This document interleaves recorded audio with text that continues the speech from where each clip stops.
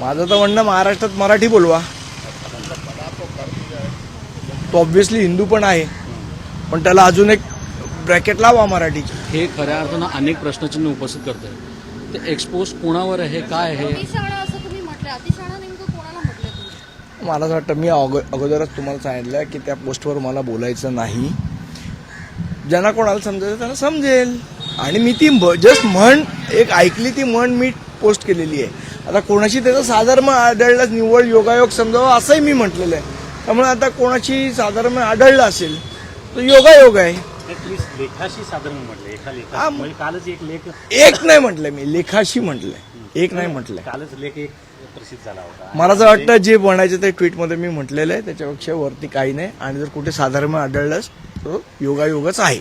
आणखी एक राजकीय पॉलिटिक्स दोन तीन विषय वेगळे आहेत. एक तर अभिनेते शरद पवार यांनी म्हटलेलं आहे की जरी हिंदू आणि हिंदूच प्लंबर आणि वायरमन बोलवा, जरी तो वेळेत येत नसेल, ज्यादा पैसे मागत असेल तरी हिंदूच बोलवा, अशा प्रकारचे एक वक्तव्य आहे. काय वाटतं एकंदरीत? माझं तर म्हणणं महाराष्ट्रात मराठी बोलवा.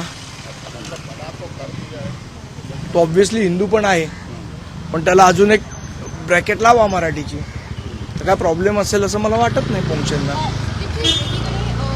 सध्या असं म्हटलं जातं की विरोधकांवरच बॅनर लावल्यानंतर कारवाई केली जाते, म्हणजे विद्रुपीकरण या कायद्यान्वये कारवाई केली जाते, पण सत्ताधाऱ्यांच्या बॅनरवर कुठली कारवाई करत असल्याचं आरोप विरोधकांकडून. मला असं वाटतं आता महानगरपालिका प्रस्थापित झालेली आहे. विरोधकांनी हा मुद्दा महानगरपालिकेत उचलला पाहिजे. आता स्थायी समितीची पण स्थापना होईल, सभागृह रेग्युलर चालू होईल. हे मुद्दे सभागृहात उचलण्यासारखे आहेत, विरोधकांनी उचलले पाहिजेत. प्रत्येक वेळा रस्त्यावर लढायची गरज नाही.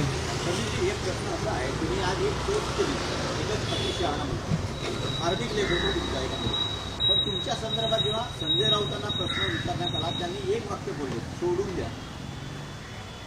ठीक आहे, सोडून दिलं.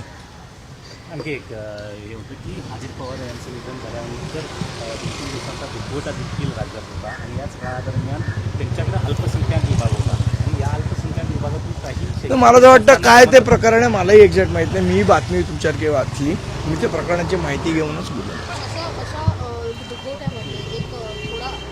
तर मला असं वाटतं संयम तर बाळगायला पाहिजे होता. एवढं काही तातडीचं ते काम नव्हतं, त्यामुळे संयम बाळगला असता तर चांगलं झालं असतं.